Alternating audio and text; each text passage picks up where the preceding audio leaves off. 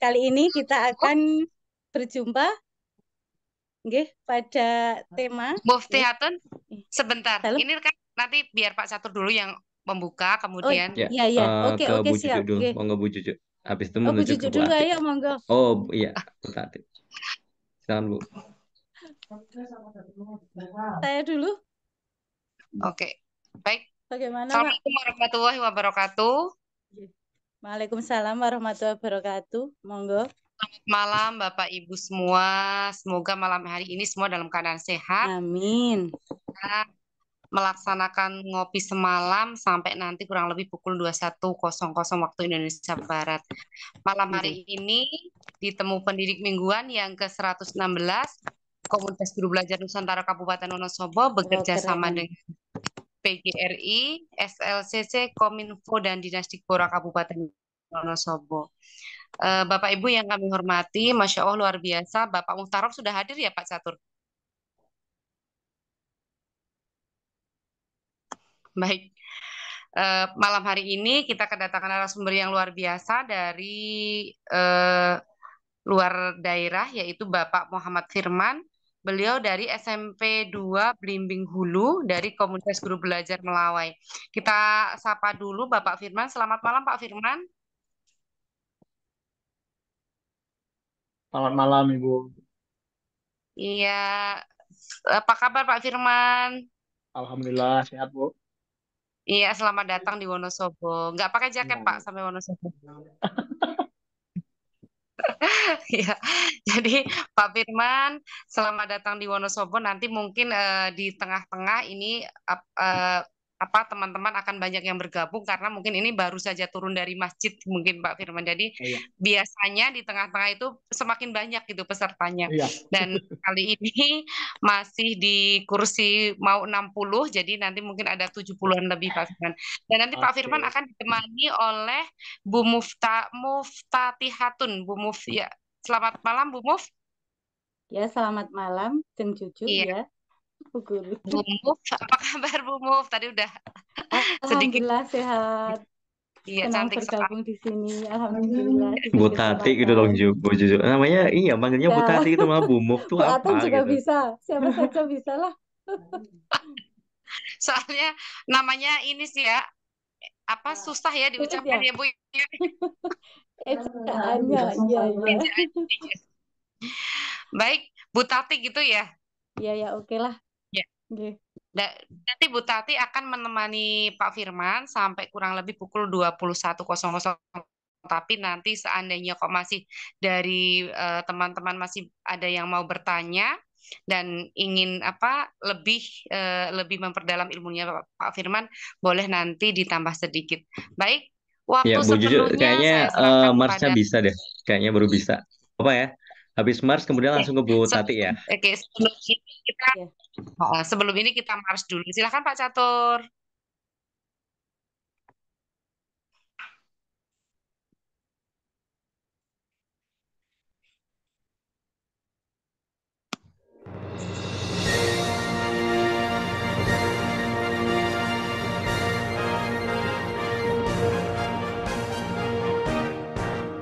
Komunitas Guru Belajar Nusantara, wadah inspirasi belajar berkarya, merdeka belajar meraih kompetensi, lebar praktik baik demi anak negeri, saling bantu, saling kuatkan, berbagi dan pengalaman menuju cita-cita pendidikan nasional yang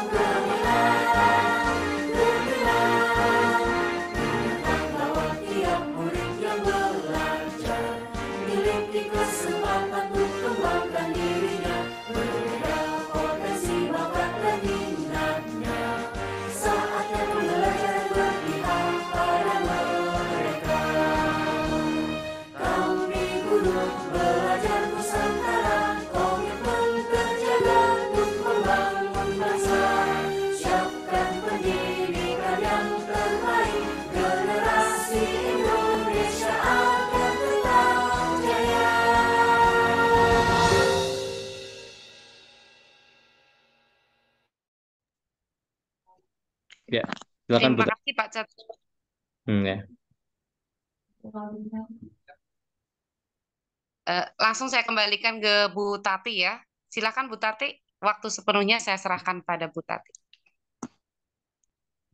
Ya, terima kasih atas waktunya Bu Juju. Terima kasih Pak Catur. Assalamualaikum warahmatullahi wabarakatuh. Ya, pepatah mengatakan tak kenal maka tak sayang. Terima kasih sudah dikenalkan.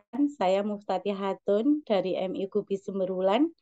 Terima kasih atas kesempatan kali ini untuk menemani beliau Bapak Muhammad Firman, yaitu beliau Kepala SMP Blimbing Hulu.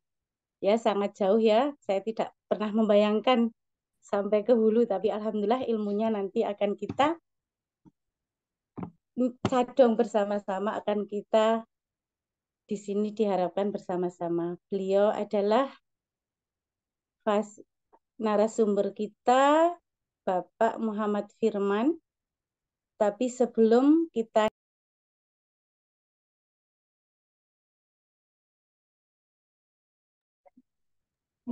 Kayaknya Bu Tati terlempar ya. Iya, melempar. Oke, dan Bapak Ibu mungkin saya bacakan dulu. Oh iya, itu udah muncul lagi. Monggo lanjut Bu.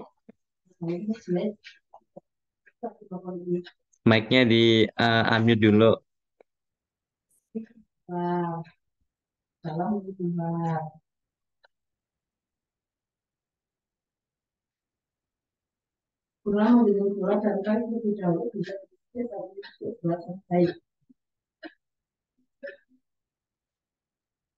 Mengenal dan mengontrol benar. Ikut olahraga yang dalam ruang satu di sekolah. Bu Tati bisa di unmute? Pelajaran BP Iya. dari PSSI. Satuan. Bentar.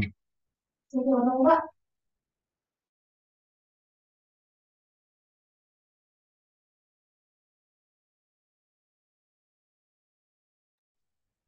Mic-nya masih off gitu. Yang gambar mic mungkin bisa diklik yang nah itu udah off. Terima kasih. Monggo bisa dilanjut. kemana ya? Udah bunyi kok. Udah. Udah. Di sini sinyalnya lagi jelek ini Pak. Gitu. Iya, nggak apa-apa. Sama juga kok dengan di sini. Sama. Oke, yuk lanjut. Ya, sebelum kita mulai, kita berdoa dulu nggih bersama-sama. Monggo kita berdoa sesuai agama dan kepercayaan masing-masing. Semoga ngobrol pintar di kesempatan kali ini diberi kelancaran dan kemudahan. Berdoa mulai.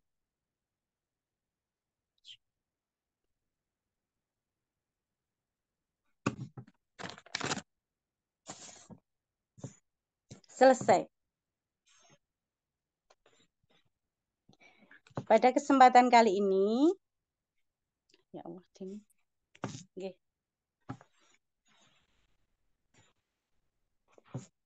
Diskusi kita kali ini akan dibawakan oleh beliau narasumber kita, Bapak Muhammad Firman, yang dengan begitu banyak karir dan organisasi yang beliau miliki. Semoga pada kesempatan malam ini kita siap menerima banyak ilmu dari beliau.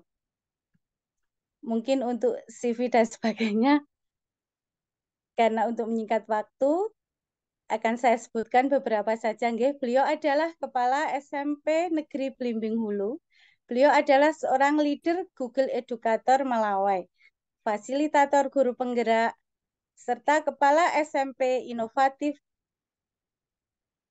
Kalimantan Barat tahun 2023. Selain karir yang beliau miliki, beliau juga andil aktif dalam beberapa organisasi, diantaranya adalah Bendahara PGRI Melawai, Ketua KGBN Melawai, Koordinator Forum Pembangunan Berkelanjutan, CEO Kapten Belajar ID Melawai, dan masih banyak sekali prestasi-prestasi beliau yang sangat mengagumkan. Pada kesempatan kali ini, alhamdulillah, kita KGBN Wonosobo kedatangan beliau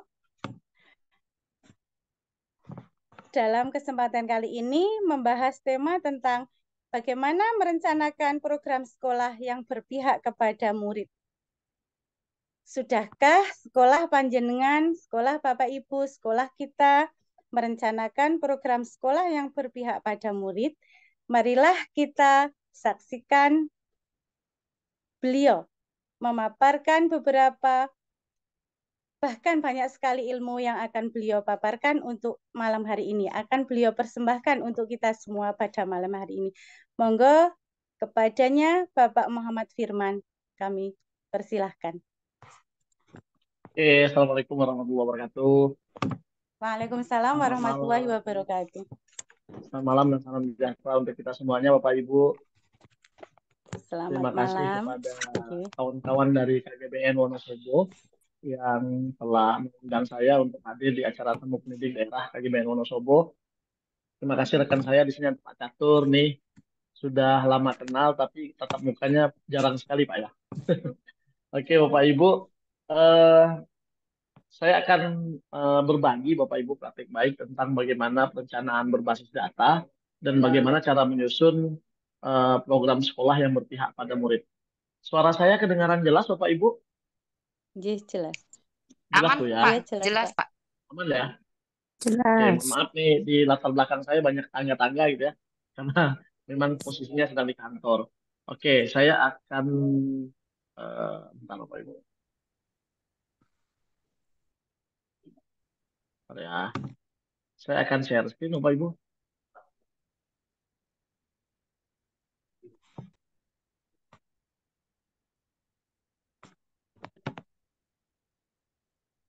Sudah kelihatan Bapak Ibu?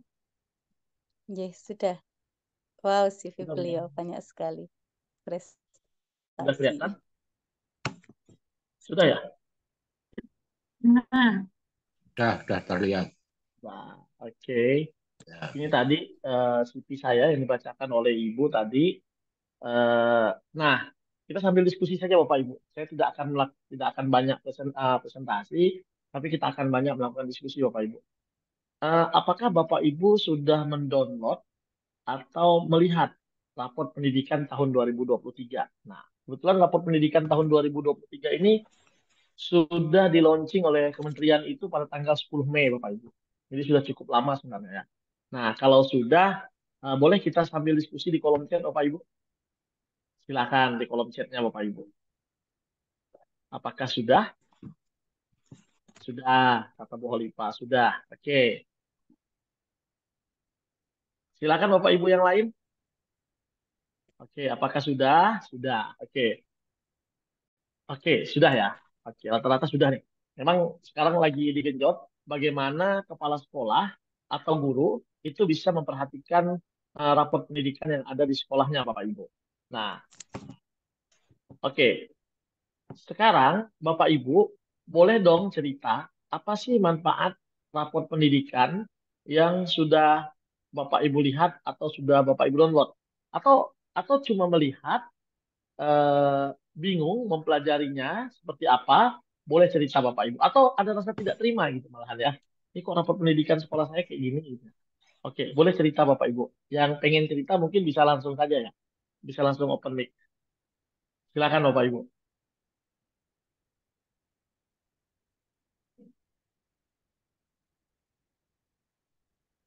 Oke, di sini sudah untuk membuat proker. Bu Bu Sangidah, boleh open mic Bu Sangidah? oke Pak. Oke, boleh cerita Bu, gimana Bu? Setelah melihat rapor pendidikan dan membuat program kerja, gimana Bu prosesnya Bu? Untuk membuat program kerja tahun depan itu dengan menggunakan anggaran yang ada di RKAS gitu Pak. Oke. Misalnya saya literasi itu kan ada nanti IHT gitu. Nah, Oke. anggarannya kita masukkan ke situ gitu. Oke. Ibu, mohon maaf Bu Sangidah, kepala sekolah atau guru Ibu? Saya kepala sekolah, Pak. Oke, jadi Ibu menggunakan rapor pendidikan untuk merencanakan IHT di sekolahnya gitu Bu ya? Iya. Ya, bukan hanya Oke, IHT, sebenarnya banyak kegiatan yang kita lakukan, tapi salah satunya itu gitu. oke. Terima kasih Ibu. Oke, Eh, sama-sama. nah, mengetahui kekuatan dan kelemahan sekolah sendiri, Bu Yayah Rohmiyatun. Bisa open mic Bu? Bisa cerita sedikit Bu? Iya, Halo Pak. Bu Yayah. Halo. Ya, bisa cerita sedikit Bu? Gimana tuh Bu? Ya, ketika melihat rapot pendidikan itu kan kita bisa melihat kondisi literasi kita seperti apa, di level apa, kemudian Ya, numerasinya, karakteristiknya, dan karakternya, dan sebagainya kita bisa melihat. Terus kemudian di ya. situ juga dijelaskan eh, ada semacam masukan untuk membenahi di mana Hmm. kekurangan-kekurangan dari sekolah kita sendiri. Itu yang saya lihat, Pak. Oke, oke. Ibu kepala sekolah atau guru Bu Yayah? Iya, kepala sekolah, Pak. Oke, kepala sekolah. Jadi, ini kebetulan di kolom chat ada Pak Sukarlin. Kalau bukan kepala sekolah bisa melihat di mana ya? Nah, untuk rapor pendidikan yang terbaru, Pak Sukarlin, itu semua guru juga bisa melihat. Jadi kalau dulu rapor pendidikannya itu hanya yang bisa mengakses hanya kepala sekolah, tapi untuk tahun 2023, rapor pendidikan itu bisa diakses oleh guru dengan menggunakan akun belajar.id. Jadi bisa dicoba Pak, bisa dicoba. Kalau ternyata Bapak tidak bisa mengakses, Bapak bisa menggunakan tombol bantuan untuk melihat, untuk mengajukan laporan bahwa Bapak tidak bisa mengakses. Seperti itu. Oke Bapak Ibu. Nah, apa manfaatnya bagi kita gitu ya? Apa manfaat perencanaan berbasis data? Rapor pendidikan itu kan cerminan sekolah Bapak Ibu. Itu refleksi dari apa yang setelah kita lakukan di setahun belakang. Jadi apa manfaatnya kira-kira perencanaan berbasis data atau rapor pendidikan yang telah kita lihat tadi? Tadi ada beberapa yang sudah di kolom chat melihat kekuatan dan kelemahan. Boleh diketik di kolom chat lagi Bapak Ibu. Kira-kira ada nggak manfaat lain nih dari rapor pendidikan atau perencanaan berbasis data bagi kita? Boleh di kolom chat Bapak Ibu. Oke. Untuk membenahi hasil refleksi. Oke. Oke, Bu Sangida. Silakan Bapak Ibu yang lain. Nah, untuk membenahi hasil refleksi gitu ya. Karena rapor pendidikan itu kan hasil dari ANBK Bapak Ibu ya. Hasil dari ANBK, dari Dapodik juga, dari PMM juga gitu ya. Untuk refleksi dan berencana ke depan sebagai bahan akurat untuk melakukan refleksi. Bu Holipah, Bu Holipah, bisa open mic Bu Holipah? Iya, Iya, Pak. Bapak. Oke, Bu Holipah menuliskan di sini sebagai bahan akurat. Ada kata-kata akurat ini, Ibu. Kira-kira akurat itu seperti apa, Bapak Ibu? Bu Holipah. Oh iya, Eh, dengan membuka raport pendidikan ini, saya di dalam raport pendidikan itu kan ada rekomendasi yang perlu itu adalah hasil dari refleksinya, sehingga ketika kita membuka rekomendasi ini adalah hasil dari eh, raport kita tahun lalu, kemudian untuk Hmm. hasil refleksi dari rekomendasi itu kita untuk melakukan yang akan datang itu dengan cara yang mengambil dari refleksi tersebut, dari rekomendasi tersebut melalui PBD. Melalui perencanaan berbasis data. Oke, Ya. terima kasih, Bu Holipah. Di, Oke, mengapa perencanaan berbasis data itu penting, Bapak Ibu? Karena selama ini kebanyakan kita menyusun program sekolah, menyusun program yang ada di kelas segala macam, itu kecenderungannya berdasarkan asumsi, Bapak Ibu. Jadi bukan berdasarkan data. Kita hanya berasumsi sekolah kita kurang ini, sekolah kita kurang bangunan, sekolah kita perlu lapangan, sekolah kita perlu buku, sekolah kita perlu alat lab. Tapi sebenarnya bisa jadi datanya bukan itu kebutuhan utama kita. Nah, karena itu perencanaan berbasis data, rapor pendidikan itu menjadi penting agar kita bisa merencanakan program sekolah yang benar-benar berpihak pada murid dan pijakannya adalah data, bukan asumsi. Nah, saya juga dulu seperti itu Bapak Ibu. Jadi kalau merencanakan program sekolah itu kadang-kadang kita ingin keren ya. Agar keren itu kita buat ini, buat itu, kita paksakan membuat ini, paksakan itu gitu ya. Padahal belum tentu program yang kita buat itu berdampak pada murid. Belum tentu berdampak pada peningkatan literasi numerasi murid. Padahal harusnya sekolah itu yang paling utama itu ya peningkatan literasi, peningkatan numerasi, peningkatan karakteristik anak. Nah, ini praktik baik di saya, Bapak Ibu, di raport pendidikan. Ada 3 hal yang bisa kita lakukan, Bapak Ibu, di raport pendidikan itu. Pertama, kita bisa identifikasi. Kita identifikasi apa sih masalah, apa sih kekuatan sekolah kita berdasarkan raport pendidikan. Kemudian kita refleksikan, dan yang terakhir kita benahi. Alhamdulillah di raport pendidikan 2.0 tahun 2023, rekomendasi dan benahinya sudah ada di dalam raport pendidikan. Nah, seperti ini Bapak Ibu. Ini hasil raport pendidikannya, kemudian bisa diunduh. Nah, setelah diunduh kita identifikasi masalahnya seperti di sekolah saya. Saya coba buka nih Bapak Ibu ya. Saya buka raport pendidikan. Saya coba buka raport pendidikan di sekolah saya Bapak Ibu. Nah, seperti ini Bapak Ibu. Apa kelihatan ringkasan raport pendidikannya Bapak Ibu? Belum. Halo, kelihatan Bapak Ibu? Belum. Lihat Bapak sudah. Kelihatan ya. Ini sekolah saya Bapak Ibu, sekolah kecil dengan siswa berjumlah 48 orang Bapak Ibu. Jadi siswa satu sekolah kami itu cuma 48 orang dari kelas 7 sampai kelas 9. Kebetulan saya dulunya saya kepala sekolah, kemudian menjadi guru biasa, dan sekarang alhamdulillah menjadi kepala sekolah lagi di sekolah yang siswanya tidak banyak seperti itu. Nah, ini hasil rapor pendidikan tahun 2023 di tempat kami. Rapor pendidikan itu sendiri memuat ada 6 pokok. Yang pertama kemampuan literasi, kemampuan numerasi, kemudian ada karakter, kemudian ada iklim keamanan sekolah, ada iklim kebinekaan, dan kualitas pembelajaran. Jadi ada 6 hal ini yang ada Bapak Ibu. Dan kita bisa mengidentifikasi apa-apa saja yang ada di dalam tiap-tiap indikator ini. Misalnya, kalau yang hijau ini sudah lumayan baik Bapak Ibu ya. Yang kuning berarti sedang.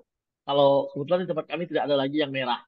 Kalau merah itu artinya masih kurang, masih di bawah standar seperti itu. Nah, apakah artinya yang sudah hijau itu baik, tidak bisa turun? Belum tentu Bapak Ibu.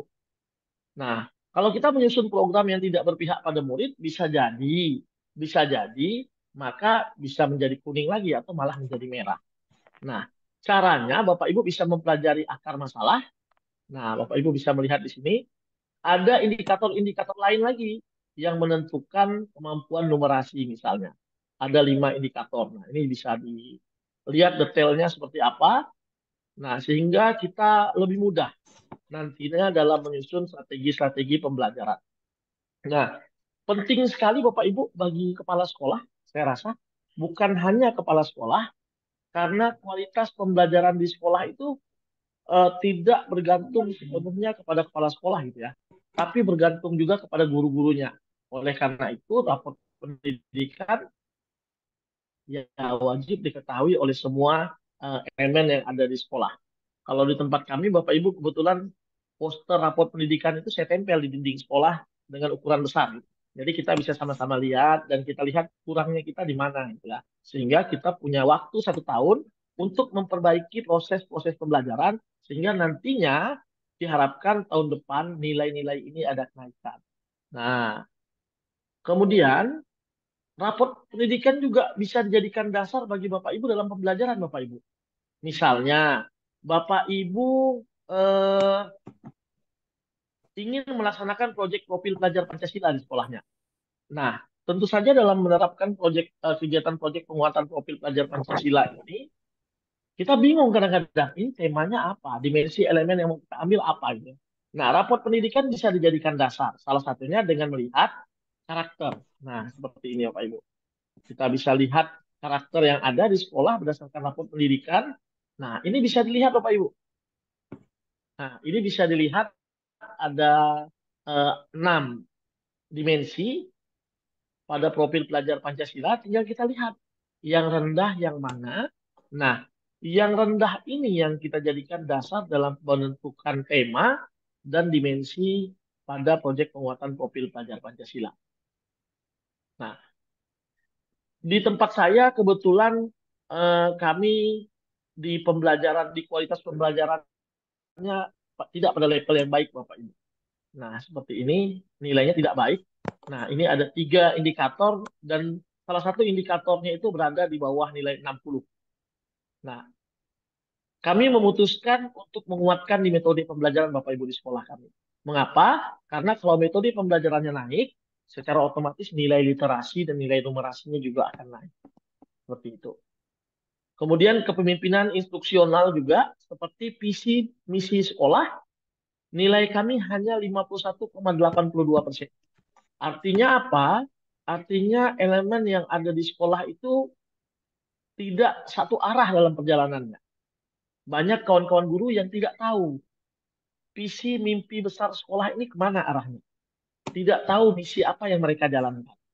Nah, sehingga kami melakukan revisi pada visi dan misi sekolah dengan harapan semua guru itu bisa mengarah ke arah tujuan yang sama. Tentu saja ke arah peningkatan kualitas dan hasil belajar siswa. Kita juga melakukan pemantauan kepada anak terkait dengan minat dan bakat anak, gitu ya, berdasarkan rapor pendidikan yang ada. Kita bisa lihat di sini misalnya dukungan psikologis yang masih rendah.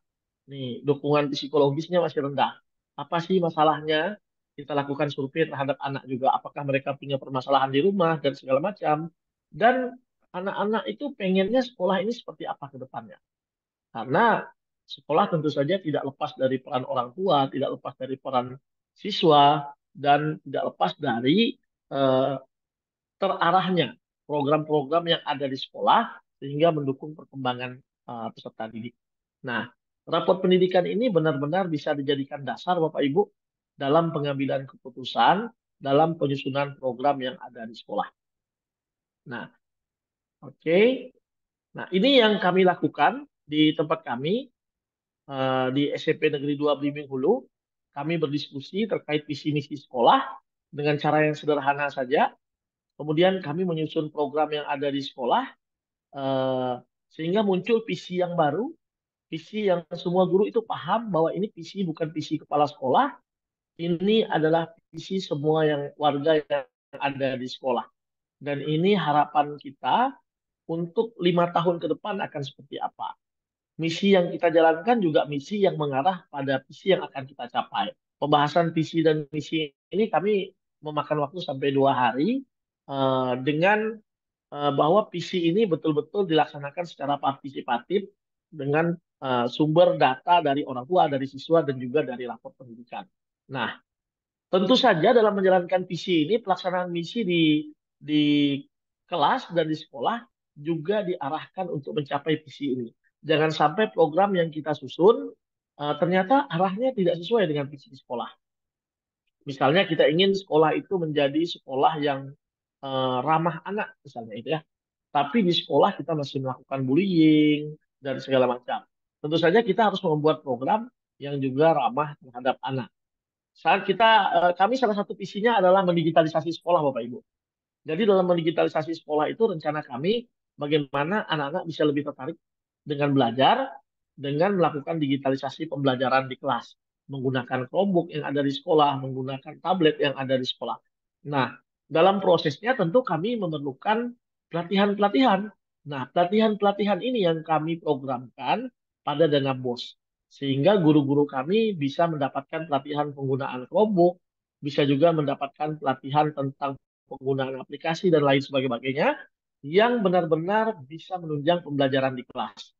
Jadi kalau anak-anak kita itu pembelajaran informatika, mereka saat ini di 6 bulan ini benar-benar fokus belajar tentang Canva. Dengan harapan nanti setelah mereka mahir Canva, mata pelajaran yang lain menyesuaikan. Kalau ada tugas-tugas, siswanya diarahkan mengerjakan tugas bisa menggunakan Canva seperti itu. Jadi benar-benar terhubung. Benar-benar digitalisasi itu arahnya pada pembelajaran di kelas. Nah, itu yang kami lakukan, Bapak Ibu. Nanti kita akan diskusi lebih mendalam kali ya terkait dengan rapor pendidikan, bagaimana perencanaan yang pembelajaran yang berpihak pada murid. Intinya, saat kita merencanakan pembelajaran yang berpihak pada murid, yang pertama Bapak Ibu bisa melihat rapor pendidikan per indikator, kemudian dengarkan suara-suara anak-anak kita.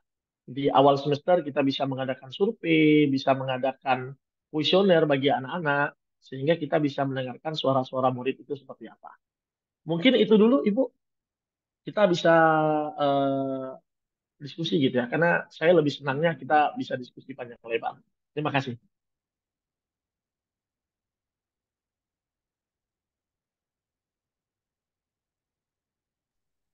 Ya, Bu Tati.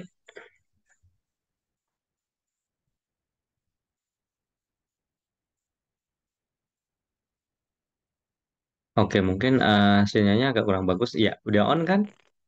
Ya, sudah ini, Pak. Nggih. Oke, monggo. Ya, alhamdulillah. Terima kasih nggih untuk Pak Bapak Firman. Sangat menarik untuk materinya. Kita kembali ke diskusi. Dalam kesempatan kali ini dibuka 3 pertanyaan saja. Iya, untuk termin pertama kita 3 pertanyaan dulu ya. Jadi 3 pertanyaan dulu, monggo. Iya, dan sepertinya Bu Tati di room juga ada beberapa resen. Yang pertama ada dari Bu Salamah, yang kedua dari Bu Sukarlin. Bu Tati lihat? Oh iya. Iya, saya cek dulu nggih Pak Catur. Oke. Ya. Bentar. Sinyalnya rada jelek ini. Oke, aku bantu ya. Oke. Nggih. Monggo Pak Catur. Iya, Bantuannya terima kasih. Oke, jadi Pak Firman di room sudah ada 3 ya yang resen. Yang pertama tadi Bu Salama, ada Bu Sukarin, dan ada Bu Umi Septiana. Dan kami persilakan dulu kepada Ibu Salama ya. Kepada Ibu Salama, monggo. Ya, terima kasih. Luar biasa sekali Pak Firman paparannya. Tadi saya ingin menanyakan tempatnya Pak Firman. Tadi kan rapot pendidikannya itu metode pembelajarannya rendah ya. Nah, kebetulan di tempat saya juga sama ya, sama gitu. Nah, di tempat Pak Firman itu Pak Firman membuat program-program apa untuk meningkatkan metode pembelajaran pada guru, di mana kalau misalkan kayak kayak ada loka karya sekolah ataupun loka karya antar sekolah ataupun FGD dan lain-lain, sedangkan motivasi guru untuk ikut webinar juga rendah. Kemudian tidak semua guru juga mampu memahami apa ya video-video di PMM gitu ya. Nah, langkah apa yang Pak Firman ambil? Barangkali saya bisa ATM terkait dengan metode pembelajaran selain yang sudah saya lakukan kayak FGD, loka karya sekolah, loka karya antar sekolah, kemudian webinar. Nah, ini supaya guru-guru itu termotivasi atau motivasi intrinsiknya tuh keluar gitu loh. Keluar, oh saya tuh butuh sekali misalkan menerapkan metode pembelajaran ataupun membuat strategi pembelajaran ataupun model-model pembelajaran yang memang terinclude di 56 tahun 2022 tentang pembuatan RPP ya, pembuatan RPP itu ada nurturing effect dan lain-lain. Cuma ya tadi itu saya kok belum kena apa yang saya lakukan tuh belum kena ke guru. Barangkali Pak Firman punya program ataupun punya apa yang bisa di-share di sini. Itu saja Pak Firman dari saya. Terima kasih. Salam sehat, salam bahagia dan sukses selalu. Assalamualaikum warahmatullahi wabarakatuh. Ya, terima kasih kepada Bu Salamah. Oh, tadi belum menyapa dulu Bu Salamah, berasal dari mana Bu sekolahnya? Oh iya, terima kasih Pak Firman. Saya bisa lama dari SD Negeri 1 Pungangan di pinggir Bapak Firman. Sekolah saya di pinggir. Sama tempatnya Pak Catur tuh naik lagi Pak Catur ya. Naik jauh sekali. Nah, kalau hujan ya ya gitu deh ya. Tadi geledek-geledek juga sempat internetnya kesambar bledek. Jadi saya di SD pinggiran Pak. Seperti itu Pak Firman. Ya. Bu Tati aman ya? Iya, ini ada Pak. Oke, Bu Tati, kita tanya dulu sama Pak Firman, mau dijawab langsung atau dikumulatifkan dulu, Pak? Dikumpulkan Langsung aja saja ya kayaknya Pak, Pak sampai Catur ya. 3 pertanyaan Hah? sekalian bagaimana, monggo. Kayaknya langsung aja Pak Catur. Oke, Nanti daripada takutnya lupa ya. terlalu Oh, ya. langsung saja, Ya, nggih, terima langsung. kasih. Oke. Oke, monggo, Pak. Oke, salam kenal Bu Salama. Ini kalau kalau Ibu di pinggiran Jawa, kalau kami ini di tengah-tengahnya Pulau Kalimantan itu. Oke, jadi betul Bu, saya merasakan itu. Saya sering kami sering berefleksi Bapak Ibu saat kita menjadi narasumber, misalnya pembuatan modul, IKM, asesmen gitu ya. Kadang-kadang kita berpikir sudah berapa banyak kita ngasihkan pelatihan nih, berapa banyak sih efeknya gitu ya. Berapa banyak sih dari guru yang bisa buat modul atau bisa buat RPP gitu ya. Sampai kita pada satu kesimpulan Bapak Ibu. Guru kita itu kalau versi saya gitu ya. Saya tidak tahu di tempat lain gitu ya. Cenderung tidak siap dengan sesuatu yang terlalu kompleks. Mungkin guru kita itu butuh langkah yang perlahan gitu ya. Nah, prinsip itu yang saya pakai di sekolah saya gitu. Kebetulan proyek inovasi saya salah satunya membuat aplikasi Bapak Ibu, membuat aplikasi untuk memonitoring dan evaluasi guru yang ada di sekolah. Jadi tahap pertama itu saya sangat sederhana Bapak Ibu. Saya meminta kawan-kawan guru untuk menginput tujuan pembelajaran saja. Nah, saya hanya berpikir saat guru mau ngajar itu, yang paling penting yang pertama sekali dia tahu tujuannya. Pada materi A, dia tahu tujuannya materi itu mau dibawa kemana. Nah, itu yang paling sederhana.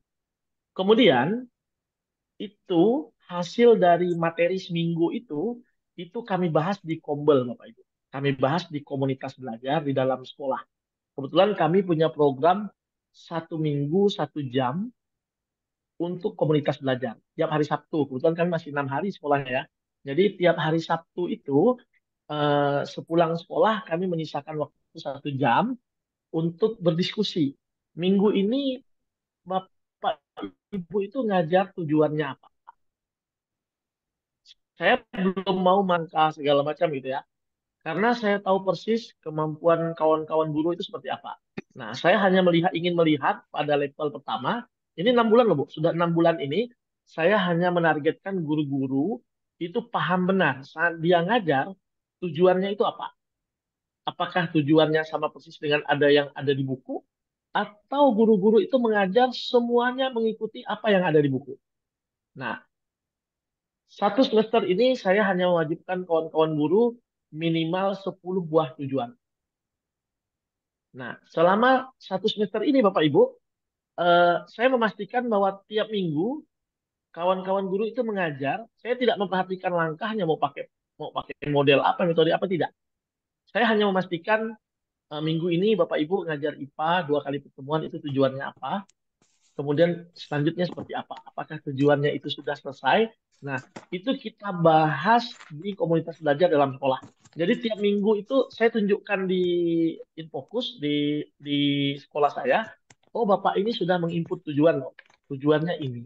Hasilnya gimana Pak tujuan ini? Oh, ternyata tujuan ini tidak terpenuhi. Kalau tidak terpenuhi, berarti belum masuk lagi ke tujuan berikutnya. Seperti itu. Nah, itu yang menjadi pembahasan kami Bapak Ibu. Dan alhamdulillah, walaupun di awal-awal, ternyata banyak loh Bapak Ibu, guru-guru yang tidak bisa menyusun tujuan. Jangankan mau melangkah ke misalnya menyusun langkah-langkah, mau pakai model ini, mau pakai metode ini gitu ya. Ya, biasanya paling keren ngajar itu kan kalau di supervisi ya, Bu Salama ya. Iya, Atau pas setuju. uji kinerja gitu ya, mau Ya, akreditasi atau ya, apa, itu keren setuju. ngajarnya gitu ya. Ternyata kita ini sehari-harinya banyak guru itu mengajar itu berdasarkan buku. Apapun bukunya itu yang dibawa. Hari ini halaman 5, minggu depan halaman 7, minggu depan halaman 10, minggu depan halaman 11. Pokoknya kemana buku itu ngikut itu. Jadi dia nggak mau tahu tuh yang halaman 5 itu udah beres atau belum, tujuannya apa, tercapai atau tidak. Nah, itu di minggu-minggu pertama, sebulan pertama saya evaluasi kawan-kawan guru, ternyata masih banyak yang bingung. Akhirnya kami putuskan pakai target. Di awal itu tidak pakai target, tapi akhirnya kami pakai target. 6 bulan saya tidak minta banyak. 10 tujuan tuntas dengan asesmennya. Saya ingin lihat nilai pertujuannya. Nah, alhamdulillah baru kemarin kita rapat terakhir menjelang pembagian raport. Ternyata semua guru sudah lebih dari 10. dan tiap kali tujuan mereka punya penilaian. Saya tidak menyorot yang lain, Bapak Ibu. Sama seperti supervisi di kelas, saya tidak mau menyorot yang lain dulu. Saya masih fokus menyorot ke hal yang paling sederhana. Saya takutnya kalau tiba-tiba saya minta mereka buat modul, buat RPP, buat apa-apa, yang terjadi mereka malah tidak memahami apa yang mereka buat. Jadi untuk sementara semester ini, komunitas belajar saya di dalam sekolah, kami masih fokus pada tahapan mengajar sesuai tujuan. Itu saja dulu. Oh, keren. Itu Bu, yang Pak saya lakukan. Pak Firman, keren sekali. Saya boleh nggak tanya lagi? Iya. Tadi aplikasinya apa itu? Maksudnya keren sekali ya. Ini saya bisa ATM. Maksudnya benar sekali. Kita memang ya kayak ibaratnya ini ya, apa ya, per bagian-bagian ya. Iya. Terus ini aplikasinya apa, Pak? Aplikasinya untuk pemasukan supaya kita itu bisa katakanlah gini ya. Sebuah program itu kan harus kita asesmen, harus kita evaluasi lah. Manakala kita harus tahu guru itu itu pakai aplikasi kan, Pak? Aplikasinya apa, Pak? Itu aja pertanyaan saya. Kebetulan saya memang membuat aplikasi kemarin. Tujuannya sebenarnya untuk tapi aplikasi ini memang terbatas, hanya bisa dipakai di tempat saya, Bapak Ibu. Karena memang dibuat saya sendiri sesuai dengan kebutuhan sekolah saya gitu ya.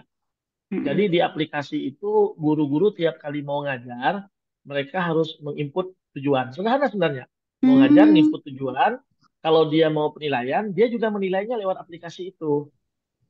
Nah, jadi apa namanya? Saya bisa controlling gitu intinya. Saya bisa lihat, oh minggu ini, oh Bapak ini udah loh nilainya, Ibu ini udah ya nilainya, kelihatan kok di data kita gitu. Nanti akhir semester kami tidak ada pas, tidak ada penilaian sumatif akhir semester, kami tidak ada. Jadi di akhir semester saya cuma merekap nilai mereka, itu yang masuk nilai rapor seperti itu. Nah, makanya karena saya sudah kurikulum merdeka, jadi sumatif di tiap tujuan itu penting, seperti itu. Makanya itu yang saya coba terapkan di tempat saya. Ya. Tentu saja kondisi tiap sekolah pasti beda-beda gitu ya. Ya. Itu sih Bu. Iya, terima kasih Pak Firman, sukses selalu ya. Saya bisa Amin. meng-ATM. Thank you. Assalamualaikum. Intinya di komunitas belajar dalam sekolah kami, Bu. Oh ya. Ya. Kombol dalam sekolahnya memang harus kami kuatkan. Karena saya mikirnya kombol dalam sekolah itu guru-guru harusnya tidak malu ya. Kalau ada salah, ada yang kurang, harusnya dia tidak malu untuk cerita kekurangan dan permasalahan dia gitu. Kalau di MGMP, di MKKS, misalnya di MGMP gitu ya, di KKG gitu ya. Kalau dia cerita sekolah kami kurang ini, mungkin dia malu gitu. Gitu ya, diketahui oleh sekolah lain. Tapi kalau di komunitas dalam sekolah ya cerita, saya bingung loh ngajarnya nih kayak mana caranya. Ini kayak mana caranya? Ini tujuannya apa sih yang kayak gini? Nah, disitulah momen guru-guru kita untuk saling curhat. Kadang-kadang 1 jam itu tidak cukup Bapak. Bisa sampai 2-3 jam gitu. Malah bisa sambil masak-masak Pak Tetoni. Saking ininya gitu ya. Saking akhirnya diskusinya jalan, diskusi belajar jadinya. Itu. Oke. Makasih ya Pak Firman, luar biasa. Ya, menginspirasi sama-sama, Bu. sekali.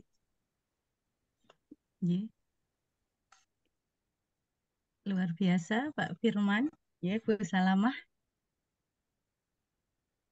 Oke, Untuk selanjutnya ini lanjut apa bagaimana Pak Catur? Oke, lanjut. Lanjut ke pertanyaan kedua. Nggih, monggo dipersilahkan Ibu Sukarlin dari Bengkulu yang sudah tunjuk tangan. Baik. Urutan kedua. Baik Ibu, terima kasih. Pertanyaan kedua, monggo dipersilahkan. Oke. Baik Ibu, Ibu Tati, terima kasih izin Pak Firman dan terima kasih kepada Pak Felix. Begini, apa namanya? Saya ingin bertanya. Saya tuh baru tadi ya Pak lihat langsung pas tadi barusan lihat raport langsung saya cek. Oh ternyata permasalahan lebih parah lagi Pak, sekolah saya ternyata apa sih media pembelajaran apa tadi? Teknik pembelajaran itu merah. Itu adalah metode pembelajaran saya kami merah. Tetapi saya posisinya di sini sebagai guru. Nah, Pak soal nanti kalau saya sendiri, saya pribadi insya Allah banyaklah inovasi yang saya lakukan di kelas agar siswa menyenangkan. Nah, untuk program itu kan wewenang kepala sekolah dan alhamdulillahnya kepala sekolah kami kok tidak seprogresif Bapak gitu ya. Tapi ya biar ya tapi itu adalah beliau lah ya.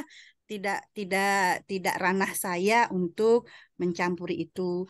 Nah, Pak, saya ingin bertanya, posisi ini sebagai guru, hanya sebagai guru, bisakah Pak saya menyampaikan ini itu tentu untuk keperluan sekolah yang ujung-ujungnya adalah untuk memenuhi kebutuhan murid. Tetapi saya yang menyampaikan, ya usul begitu.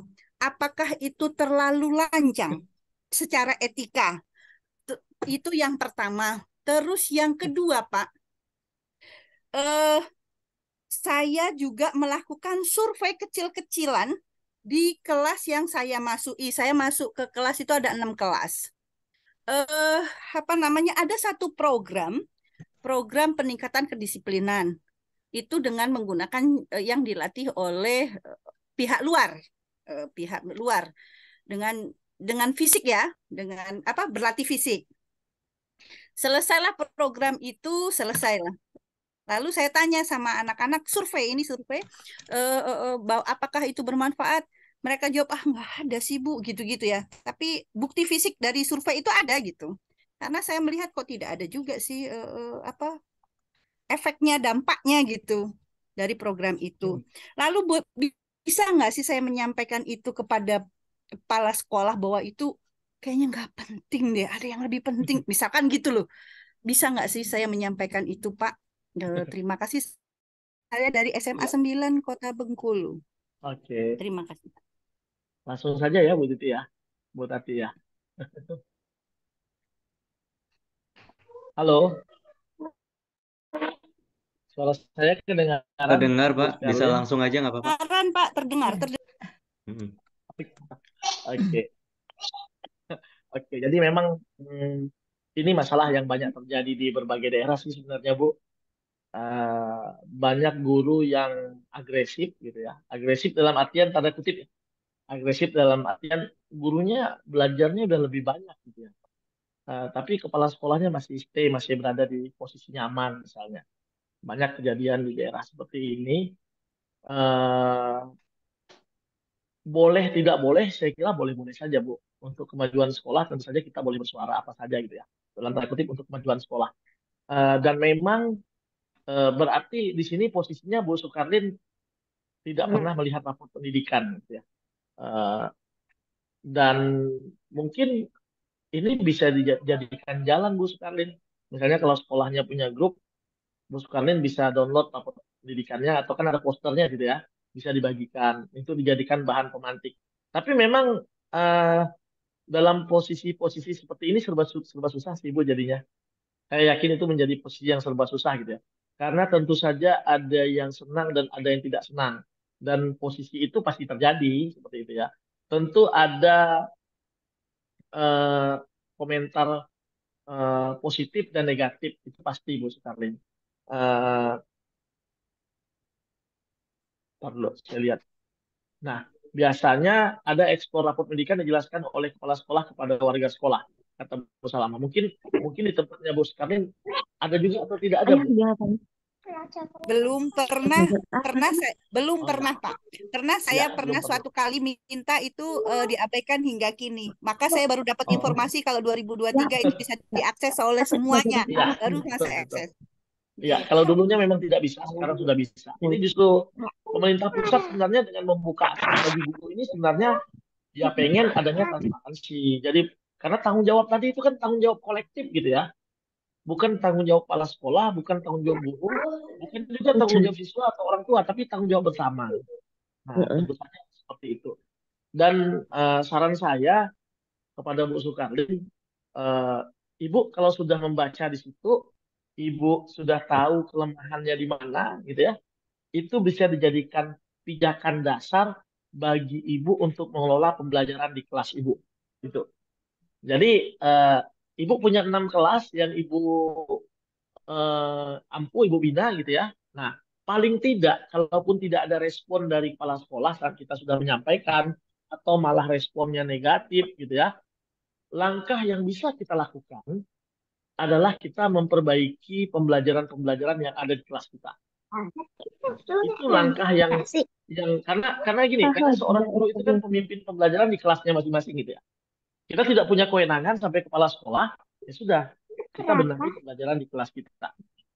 Dan kita tidak bisa juga terjebak permasalahan yang ada di sekolah sehingga kita lalu ikut dengan kondisi yang tidak. Kita benahi pembelajaran yang ada di sekolah kita dengan caranya kita. Itu Bu, saran saya seperti itu. Mudah-mudahan lama-kelamaan yang lain ikut gitu ya. Itu tentu prosesnya lebih panjang. Oke, baik Pak. Oke, paham, saya sudah paham. Nggak apa-apa. Apa namanya?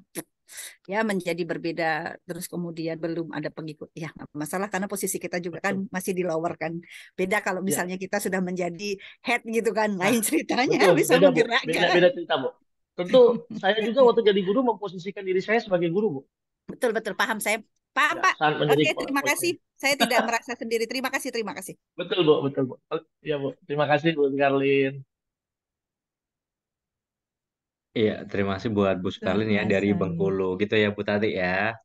Ya, tambah Oke. seru, semakin seru ini Pak Catur, semakin malam Banget. semakin Jadi seru. nanti Makin ramai juga ya. makin malam tuh makin rame Pak gitu kayak nonton Iya, wayang kulit makin gitu loh. ramai.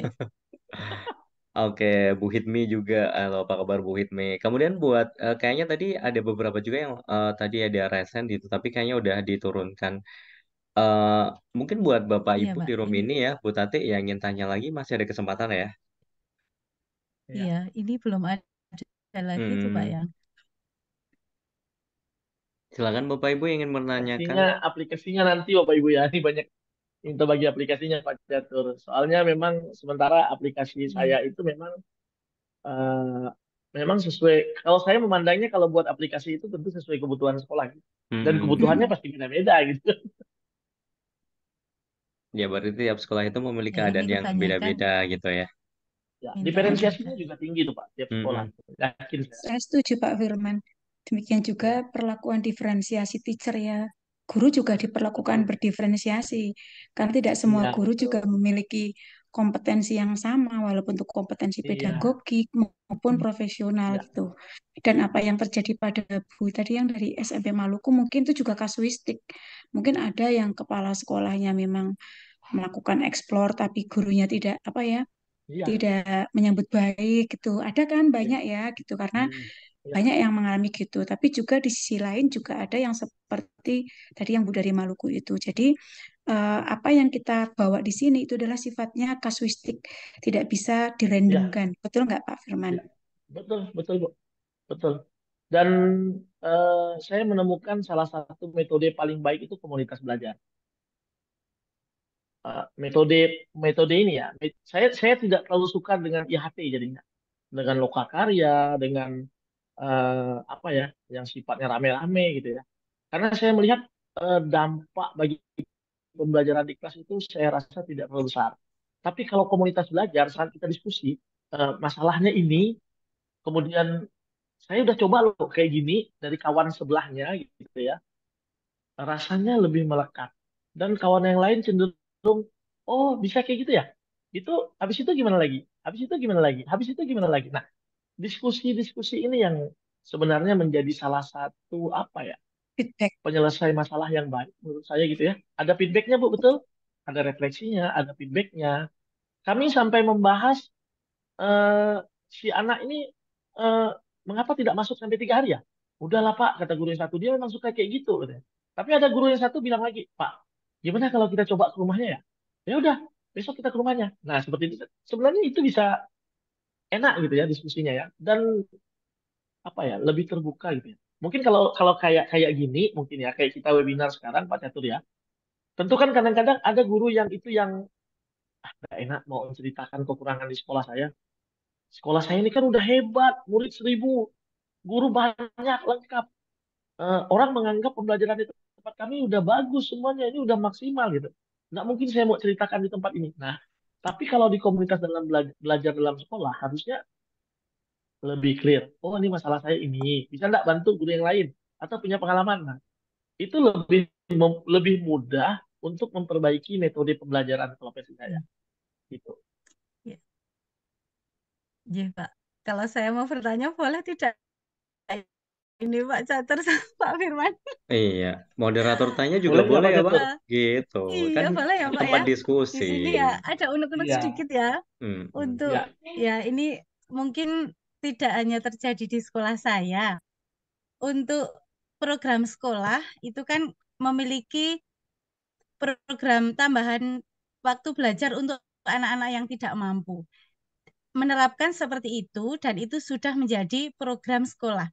Tapi kadang nggih, ya namanya juga kita guru tadi ya sudah disebutkan beda-beda kompeten, beda-beda mindset dan nun sewunya nggih, ada yang menilai anak jika anak itu kurang mampu langsung diberi hukuman. Lah, mau diapakan, mau dibawa sampai kemana, itu tetap tidak berubah karena memang hanya seperti itu saja. Lah, biarkan saja. Bagaimana Pak menyikapinya kita sebagai teman guru? Nah, saya mungkin mohon pencerahannya. Bagaimana cara iya, menyikapi, bagaimana memberi pengertian iya, kepada teman guru? Apakah perlu dibuktikan bahwa anak itu mampu, anak itu bisa melangkah walaupun sedikit demi sedikit. Terima kasih, Pak. Mohon pencerahannya. J. Hmm. Ini tidak mampu dalam artian tidak Ya, mampu secara Kognitif ya, kapasitas. iya, atau apa? dalam akademik, Pak. Ini kan Kognitif. dalam, Oh, ya akademik. anak itu memang tidak bisa berpikir cepat lah, lamban, bahkan sangat lamban dan selain itu Ya, juga aktif, aktif dalam arti ya aktif fisik gitu Pak lah. Tidak ya, tidak bisa fokus dalam belajar.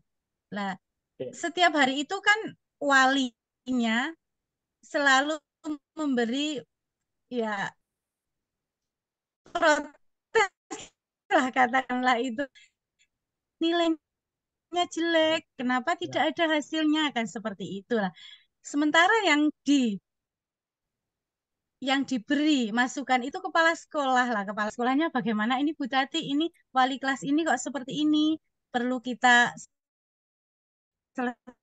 selesaikan bersama. Itu seorang guru diberi pengertian, jawabnya, lah mau dibawa kemana-mana juga hasilnya seperti itu. Tetap nggak bisa ya, apa-apa kan. ya. Ada yang seperti itu Sama loh Bu. Pak Nun Sewu ya. Ini Saya bagaimana dulu, cara ya, memberikan saya dulu ya juga seperti itu Bu. eh, Jujur, jenjang. saya juga salah satu guru yang seperti itu zaman dulu gitu ya. Eh, Iya. Malah saya dulu pernah sangat kejam gitu ya. Saya kepikiran udah kalau cerita itu tuh. Saya pernah zaman dulu saya menganggap anak yang nakal. Iya. Jadi kalau kita biarkan dia tetap ada di sekolah ini, virus Iya. ini bisa menyebar kepada anak yang lain. Nah, Iya, iya. kejam gitu ya. Tapi itu dulu. Iya. Terutama setelah dapat program guru penggerak gitu ya. Saya menyadari bahwa tiap anak itu memang beda gitu ya. Iya. Nggak bisa kita menyamakan eh, kita aja dalam room ini, biarpun sama-sama ikut webinar gitu ya. Iya. Beda-beda ini gitu. Dan apa sih yang aneh dari sebuah perbedaan gitu kan? Sebenarnya, ya memang orang mukanya aja beda, saya dengan Pak Catur aja beda gitu. Kok mau disama-samakan gitu kan? Nah, Iya. itu saja dengan kapasitas yang berbeda tadi, yang gurunya harus paham. Nah, permasalahan kita selama ini, mengapa raport pendidikan itu mengarahnya bukan ke siswa, Bapak Ibu? Iya. Tidak ada satupun rekomendasi benahi dari raport pendidikan yang menyatakan bahwa siswa kita harus les. Siswa kita harus belajar tambahan pembelajaran Iya. agar raport pendidikan bisa baik. Tidak ada. 100% yang diarahkan adalah guru. Nah, artinya apa? Artinya memang terdeteksi bahwa kualitas guru kita itu sedang tidak baik-baik saja. Nah, tentu ada faktor lain. Sepertinya ada Bu Mardiana nih. Latar belakang keluarga itu juga berpengaruh. Iya.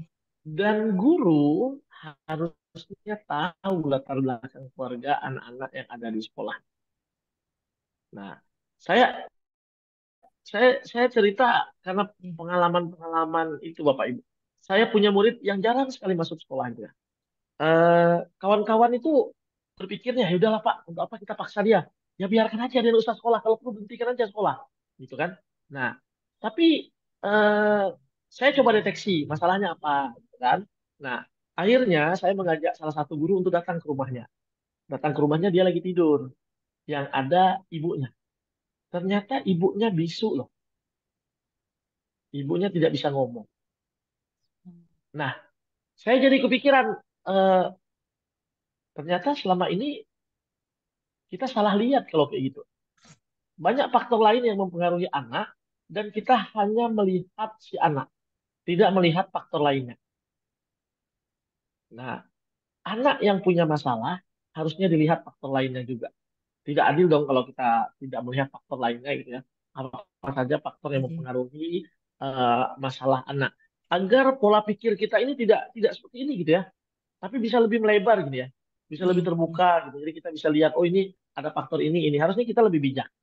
Dan memang eh, guru-guru, saya yakin Bu, tidak juga salah gurunya Bu. Saya tidak juga salah gurunya. Dia juga mau diapa-apakan juga akan kayak gini terus. Karena Iya. gurunya Kadang mungkin ada yang guru seperti itu ya, Pak ya. banyak, Misalnya ada banyak gitu. Bu, banyak Bu. Guru seperti itu lebih banyak daripada guru yang tidak seperti itu. Iya. Nah, lebih banyak guru yang seperti itu. Tadi diferensiasi kan besar, Iya. gitu ya. Tadi Iya. dari Bu Salaman Betul, juga nggih. bisa. Diferensiasi guru itu besar, sudut pandang guru itu berbeda. Mengapa seperti itu? Iya. Mindset pola Proses pikirnya. pendidikan bertahun-tahun, pembiasaan bertahun-tahun, tentu berpengaruh. Guru sudah terpatok pola pikirnya seperti itu selama berpuluh-puluh tahun, tentu mengubahnya bukan hal yang mudah. Nah, perlu proses lagi gitu ya. Iya. Saat Iya. kita membuat baju itu kotor, membersihkannya lagi kan Iya, tidak iya mudah juga. betul, Pak. Perlu proses Iya. lagi. Nah, kita Lalu. tidak bisa berharap proses ini instan. Nah, tentu perlu proses belajar. Misalnya ya kayak sekarang, kayak ada program-program, ada disiplin positif misalnya di program guru penggerak atau apa. Nah, itu membuka mata kita gitu ya, membuka mata saya juga gitu ya, bahwa anak ini dalam proses. Tidak bisa kita menuntut dia perfect seperti itu. Ada anak yang hari ini belajarnya lambat, ternyata 3 tahun yang akan datang dia menjadi seorang juara satu karena dia baru menemukan pola belajarnya. Iya. Nah, artinya apa? Artinya guru eh, harus lebih sabar gitu ya intinya ya.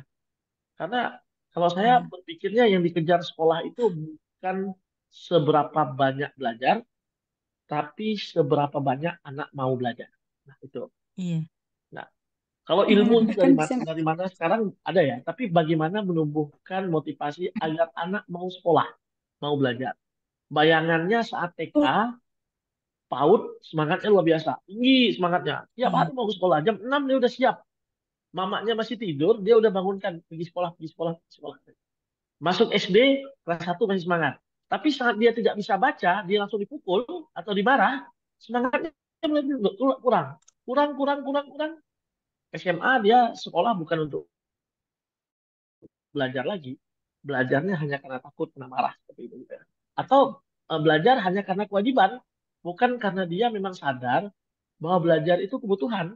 Karena kalau salah, dia pasti dimarah.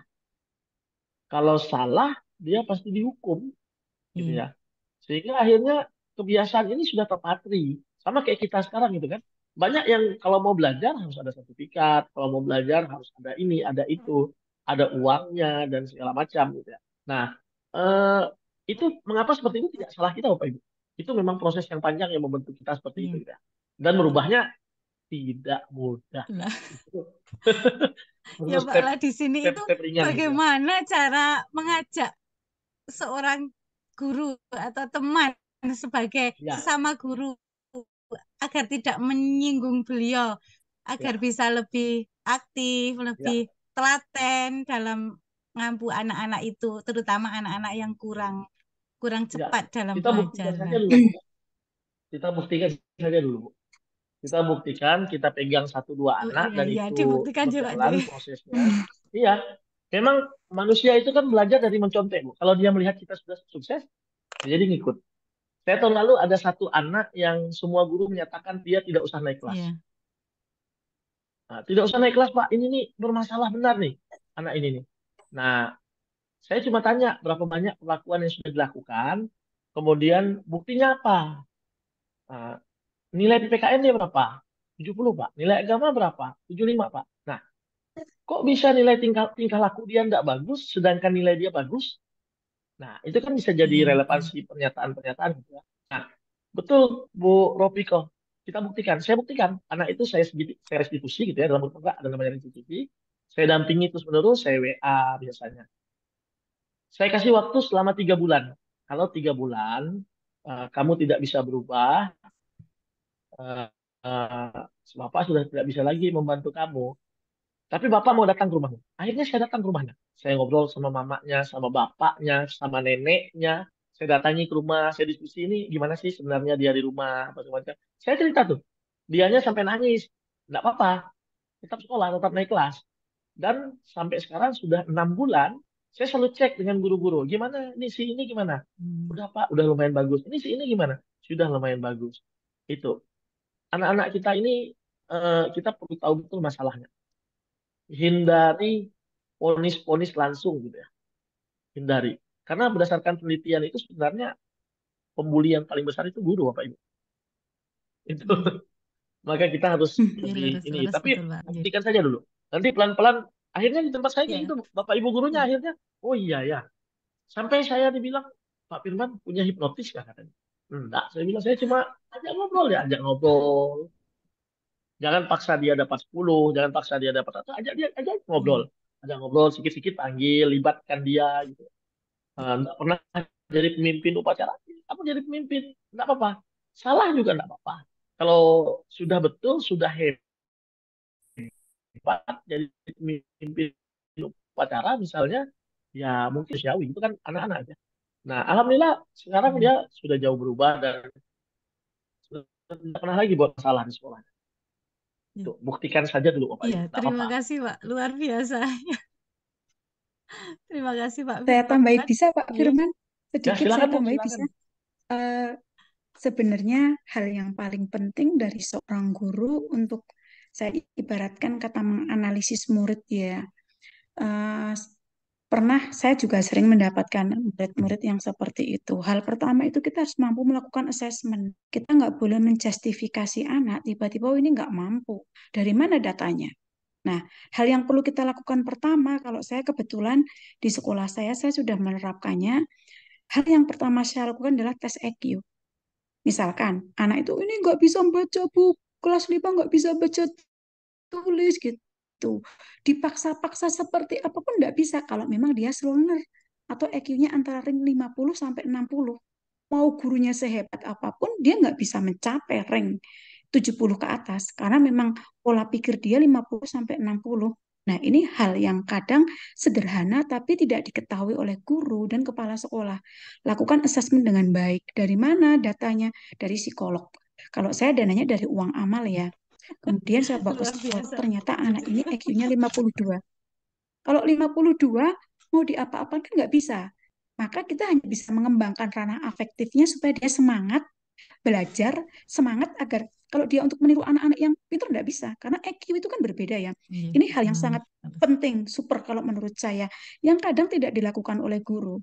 Nah, hal yang paling terpenting adalah menguatkan emosinya, menguatkan spiritualnya, menguatkan motivasi intrinsiknya agar dia bisa bertahan, survive di ring dia.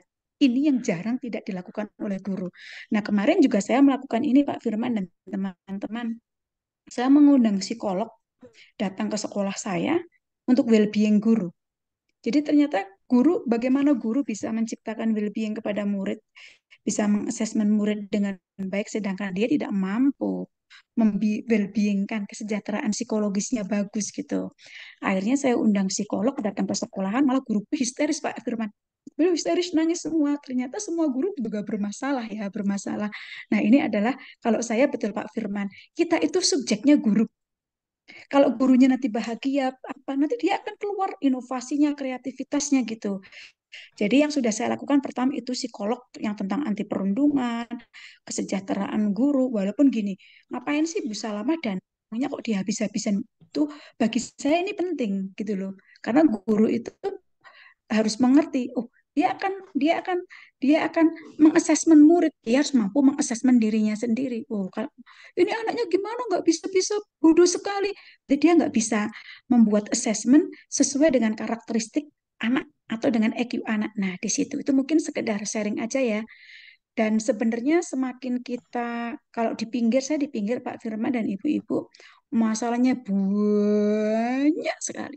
Tapi bagaimana kita defend ya, kemudian kita bertahan dan kita melakukan apa ya solusi terkait itu. Tapi solusinya adalah ranahnya ranah edukatif. Kompleks tadi betul kata Pak Firman, lebar.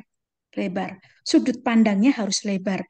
Jangan hanya sudut pandang saya beranggapan atau saya berpikir, jangan, tapi tadi betul landasan teorinya dipakai. Landasan teorinya kita baca, guru tuh harus literate ya Pak Firman ya. Bacaannya harus banyak, kita banyak baca-baca apa jurnal multidisiplin. Iya, akan banyak sekali kita menemukan apa ya penyelesaian terkait masalah itu. Yang jadi kelemahan guru kalau menurut saya literasinya Pak Firman. Jadi kalau guru nanti mau membaca jurnal-jurnal, menganotasi jurnal, kemudian ada masalah gini, cari dulu, kemudian bertanya pada orang expert. Kalau kepala sekolahnya nggak mendukung, nggak masalah menurut saya. Enggak, karena kan ranahnya ranah ini ya, ranah kelas ya. Dan kalau kita sudah support sistemnya diri sendiri yang kuat, mau kepala sekolahnya dukung dan tidak, jalan terus gitu. Yang penting berbuat kebajikan. Itu dari saya, Bu. Semoga Luar menambah. biasa, Bu Salamah. Terima kasih. Banyak sekali sih sebenarnya masalah-masalah yang bisa di-sharing ya terkait Masya dengan ini. Allah, Banyak tabarakallah, Bu. dalam Ya. dalam sudut pandang banyak, dalam sudut afektif, kognitif, psikomotorik, bahkan murid saya ada yang gagal ginjal Pak Firman. Sekarang ada yang leukemia juga. Leukemia saya sudah melaporkan ke Puspaga dan dilalah orangnya ya orang maaf sekali dari menengah ekonomi ke bawah, ya itulah tantangan. Masalah adalah tantangan yang harus dihadapi. Dan orang-orang yang bijaksana adalah orang yang mampu menelaah masalah sebagai tantangan yang indah. Betul nggak Pak Firman? Itu saja dari saya. Semoga saling saling mensupport, saling mengisi sehingga kita makin berisi secara jiwa dan raga dan hatinya. Gitu aja. Terima kasih. Jazakumullah khairan. Assalamualaikum warahmatullahi wabarakatuh. Waalaikumsalam warahmatullahi wabarakatuh. Luar biasa, Bu Salamah. Terima kasih. Pak Firman. Panjenengan luar biasa sekali, nggih. Alhamdulillah pada malam hari ini saya selain jadi moderator mendapat banyak ilmu karena diberi kesempatan untuk bertanya. Insya Allah segera gaskan, terapkan. Semoga lancar untuk ke depan untuk masa depan sekolah kami. Nggih. Selanjutnya ada pertanyaan nih buat Bu Tati, ada dari Pak Pras, gitu ya? Iya. Oke. Iya Pak Catur. Ya. Ada Pak Pras dan Bu Alfi sampingnya. Cuman ini juga di kolom chat ada komen dari Bu Anteng gitu ya. Kalau KS tidak mendukung, apa tidak kemajuan? Ya Bu, tahu kemajuan nggak Pak Firman? Nggak tahu. Apa tuh kemajuan tuh? Agak kayak ngelonjak gitu lah ya. Gitu. Iya. Kayak gitu. Tapi kita menuju ke yang udah resen dulu deh. Ada Pak Pras ya. Oke Pak Pras bisa kenalin diri ya Pak. Monggo. Gitu ya Bu Tati. Iya. Monggo. Assalamualaikum warahmatullahi wabarakatuh. Waalaikumsalam warahmatullahi wabarakatuh. Nah, perkenalkan saya Budi Prasetyo dari SMK Informatika Wonosobo. Ingin bertanya kepada narasumber ataupun pada Bapak Ibu guru yang ada di sini terkait dengan cara memahami siswa yang inklusif serta penanganannya itu bagaimana? Karena ada salah satu anak inklusif yang berada di sekolah kami yang cukup merepotkan Bapak Ibu guru kami itu. Itu bagaimana caranya? Baik pada Pak Firman atau Bapak Ibu guru yang lain, monggo. Ya. Saya jadi ini Pak, langsung Pak Catur ya. Ya, saya jadi kebetulan Pak Catur beberapa bulan yang lalu saya sempat diskusi dengan kawan-kawan KGBN nih Pak Catur, dengan Pak Ari Bowo, dengan kawan-kawan. Pak Catur nggak ada waktu itu ya di Jakarta waktu itu. Iya, nggak Kita ikut kebetulan, ya nggak ikut waktu itu. Kita kebetulan Pak Pras kita ngobrol di yang ibu, saya lupa namanya ibu siapa ya. beliau ini yang punya Hotel Sare di Blok M Jakarta. Ternyata ibu itu ibu berkebutuhan khusus. Anaknya semuanya berkebutuhan khusus. Dan kami sampai pada suatu kesimpulan di diskusi itu gitu ya, bahwa seluruh anak itu berkebutuhan khusus. Nah, ternyata semua anak itu punya kebutuhan khusus gitu ya. Nah, terkait anak inklusif, kata Pak Pras tadi yang mungkin merepotkan, saya tidak tahu seperti apa merepotkannya seperti itu gitu ya. Tapi Nah, anak Pak, berkebutuhan ini khusus ini, ya, saya beri gambaran sedikit. ya boleh Pak, boleh Pak. Anak tersebut sebetulnya berasal dari sekolah yang luar biasa sebelumnya, artinya Ya, bukan sekolah umum tapi sekolah khusus. Akan ya, tetapi karena saat PPDB kami istilahnya gimana ya? Tidak begitu detail. Baru kami ketahui itu setelah wawancara dengan orang tua. Ternyata memang anak tersebut belum sembuh karena alasan pertama kenapa di sekolah khusus dulu alasannya cuma karena bullying, karena dibully gitu. Ternyata setelah perjalanan 5 bulan ini anak tersebut bukan hanya kasus dibully, ternyata memang IQ-nya tidak ya, nyampe dengan anak-anak yang lain begitu, sehingga apa ya istilahnya IQ-nya kurang tapi secara fisik dan tutur katanya itu mampu melebih-lebihkan apa yang dia alami gitu, sehingga mungkin membuat teman-teman yang lain di kelasnya itu sedikit ilfil, sedangkan dia baperan begitu. Nah, ini terus terang kami repot sekali, sedangkan kami sudah berprinsip semua anak memiliki hak yang sama. Nah, itu kami ya, bingung terus Pak. ya.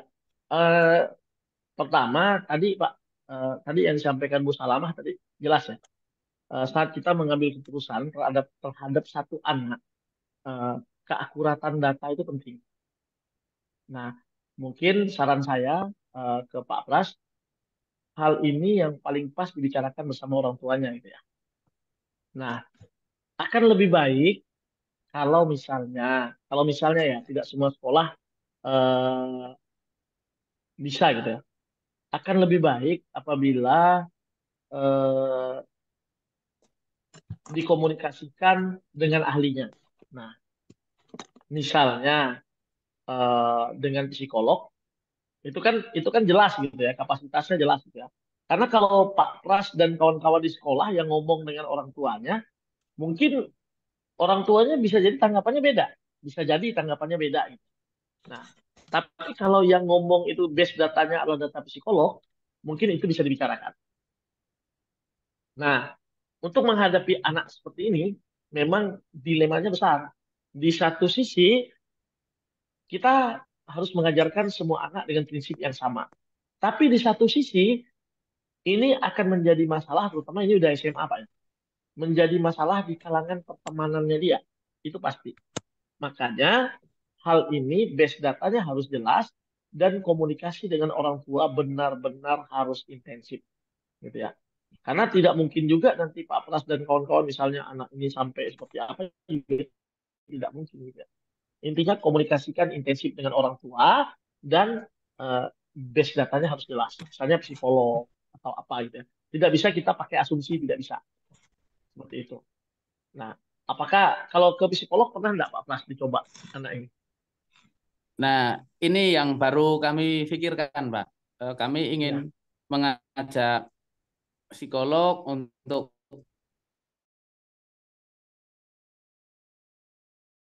berkunjung atau ngobrol. Tuanya itu juga punya dua sisi, antara ayah dan ibunya itu berbeda pendapat juga. Cuma yang saya pikirkan itu sekarang ini, kalau sekarang itu sekolah boleh tidak sih istilahnya kalau mengembalikan anak gitu ke orang tua gitu, Pak? Boleh tidak Nggak istilahnya? boleh. Kalau di prinsip inklusivitas kita tidak boleh, Pak. Oh, Boleh. nggih. Berarti tidak boleh, nggih. Berarti Ya, solusinya makanya kalau saya anu ya, Pak, kita saya pernah bawa melakukan ini, psikolog Pak. gitu Saya ya? pernah Iya, kemudian ke psikolog, kemudian minta pendapat.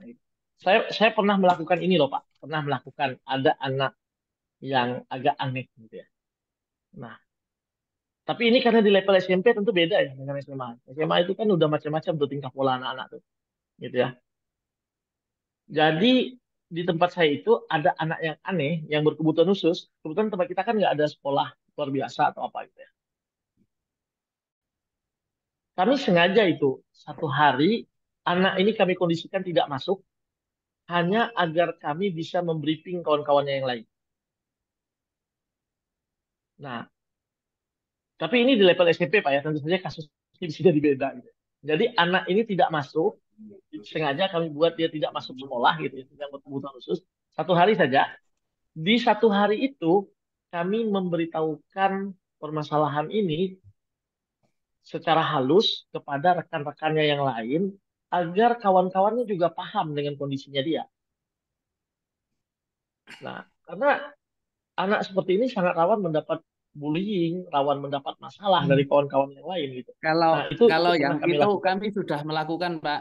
Kalau Tetap yang saja. memahamkan teman-teman di Ya, kelas, kami sudah melakukan, bahkan setiap guru yang masuk ke kelasnya itu sudah melakukan hal tersebut. ya, Pernah beberapa kali anak tersebut dipisahkan dulu sebentar dengan alasan yang halus, ya, kemudian ya. kepala sekolah masuk untuk memberikan pengertian ke Setuju, teman-temannya. Pak. Tapi karena anak tersebut ternyata memancing, tidak artinya Ya, anak-anak tersebut yang memancing tindakan ya. menjengkelkan bagi yang lain begitu, Pak. Mm-mm. Ya, itu Pak. Berarti memang ya usaha-usaha itu harus coba gitu. Karena saya sampaikan tadi tentu memang usahanya harus lebih gitu. Itu jadi pahala yang besar Iya. Pak bagi Pak Pras dan kawan-kawan. Iya. Makanya nanti saya mungkin akan japri Bu Salamah untuk meminta kontak psikolog yang Nah, pernah ya, diundang Bu iya, iya, Salamah itu, betul, betul. mungkin kami perlu di Bu, apa istilahnya, minta nomor psikolog tersebut, Bu. Iya, Oh, betul, bisa, betul. bisa. Iya. Sebenarnya ini juga, Pak, seorang guru itu harus memahami tentang makna sosial konsekuensi. Saya baru membaca bukunya ya, Fulan. Apa sih sosial konsekuensi itu? Jadi menanamkan pada anak, misalkan gini, ih jangan main sama Pak Firman. Pak Firman tuh nggak Hmm. baik, ini udah termasuk perundungan dan itu sudah anak itu sudah disosial apa konsekuensi. Nah, banyak orang atau banyak guru, oh perundungan tuh A, B, C, D, tetapi hakikat dari perundungan banyak yang nggak ngerti. Jadi kita harus kembali dari belajar dari dasarnya dulu. Ketika seseorang atau guru itu belajar dari dasarnya dengan baik, dengan kuat, itu akan meminimalkan segalanya. Bahkan kalau ada murid yang nggak masuk sekolah, kemarin ada di tempat saya Pak Firman dan teman-teman 3 bulan nggak masuk. Kemudian sudah gurunya mendatangi, gurunya akhirnya saya. Terus ketika saya datang, kemudian saya mencoba mendekati dia, ternyata dari psikolognya bilang gini, anak-anak yang 1 minggu saja tidak sekolah, dia itu untuk beradaptasi dengan kelasnya tuh sulit, apalagi sebulan. 2, dia sudah terlalu nyaman di sekolah, di rumah. Maka yang harus kita selesaikan 2 part. Bagaimana dia beradaptasi kembali dengan sekolahnya. Yang kedua, bagaimana dia supaya kenyamanannya yang di rumah itu juga berkurang. Jadi menurut saya gini, kita harus kembali lagi kepada tadi itu literasi. Kemudian kalau berbicara dengan psikolog, baiklah kita mendapatkan sebuah ilmu, tetapi sebenarnya ilmu-ilmu itu banyak juga ada di buku. Di bukunya Fulan ada dan so kembali lagi pada guru, kembali lagi pada kepala sekolah, bagaimana mereka menyelesaikan masalah, tapi jangan berdasarkan asumsi pribadi, gitu. Asumsinya kembali kepada landasan teori, kajian teori, buku dan banyak sekali buku yang bisa kita baca. Bagaimana sih menyelesaikan? Dan ini murid saya udah berangkat sekolah Pak Firman dan Bapak Ibu. 3 bulan dia nggak masuk, udah masuk. Bagaimana saya melakukan pendekatan dengan orang tuanya memang sulit ya, tapi dibutuhkan sebuah apa ya pengetahuan dan keterampilan terkait tadi itu. Kata kuncinya anak yang tidak masuk 1 minggu, jangankan 1 minggu, 1 hari atau 2 hari saja, dia sudah sulit beradaptasi karena apa? Proses perkembangan anak itu atau teori perkembangan anak memang anak usia 7 sampai 13 karakteristiknya seperti itu. Nah, baca lagi teori behavioristiknya dibaca. Jadi seperti itu dari saya. So, kembali lagi ya mungkin Pak Firman, kembali bagaimana seorang guru ataupun seorang kepala sekolah memaknai sebuah masalah, tetapi kita kembalikan ranah masalahnya kepada sudut pandang keilmuan. Insya Allah bisa diselesaikan. Gitu. Itu sih Mas. Kapan-kapan bisa ngobrol lagi deh dengan saya kalau kalau ada waktu ya. Terima kasih. Itu mungkin tambahan dari saya ya. Siap. Jazakumullah khairan. Assalamualaikum Wa warahmatullahi iyakum, wabarakatuh. Ibu. Matur nuwun. Saya Terima kasih. nambahin sedikit Pak. Tadi Pak siapa yang bertanya ya? Pak Pras. Iya Pak Pras. Jadi nanti Pak Pras bisa lihat di MI Muhammadiyah Beran itu ada beberapa anak inklusi yang masuk ke anak-anak yang umum gitu, yang tidak berkebutuhan khusus dijadi satu. Kemudian di situ awal tahun saya mengajar kelas 1 itu ada yang anak itu setiap kali dia capek itu akan merusak barang gitu. Jadi barangnya dirusak, entah mejanya yang harus dipotong atau semua bukunya disobek, dan bahkan semua keran-keran bisa mampet karena dikasih apa namanya batu oleh anak tersebut. Dan alhamdulillah dengan kami memasuk ke dunianya mereka, kemudian bergabung berusaha sama anak-anak yang lain untuk menjadikan sama, mereka bisa. Jadi yang anak yang biasa tuh bisa melerai, oh kamu jangan kayak gini, ayo kita alihkan lagi ke sini gitu. Jadi bekerja sama antara, belum ke orang tua Pak, jadi belum ke orang tua dulu, kita ke anak dulu, sama anak dulu, kemudian sama guru yang ada di situ, kemudian sama pihak-pihak yang ada di sekolah dulu, karena belum tentu orang tua itu menganggap bahwa anak tersebut itu mempunyai berkebutuhan khusus, jadi mereka itu di rumah itu eh, normal seperti yang lain gitu.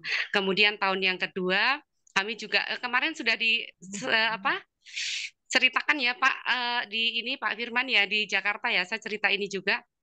Di tahun kedua ada anak ketika jam 10 itu sudah mengeluarkan darah dari pusarnya karena capek gitu. Jadi anak itu cara berkomunikasinya sudah tidak apa namanya tidak sempurna. Jadi dengan bahasa isyarat bisa mengucapkan cuman dengan kata-kata yang tidak sempurna, tapi dengan kita menggabungkan dengan anak-anak yang lain, maka mereka bisa gitu. Jadi jangan ke orang tua dulu, karena orang tua belum tentu bisa menerima anaknya itu tidak sama dengan yang lain gitu. Begitu sih Pak dari saya.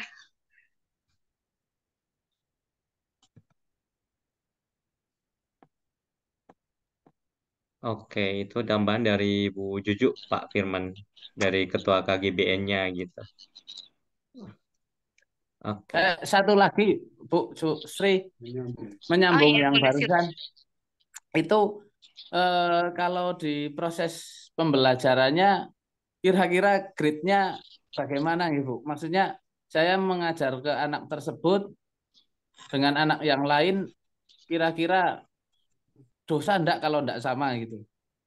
Misal, tidak sama Pak, tidak enggak harus sama sama. ya.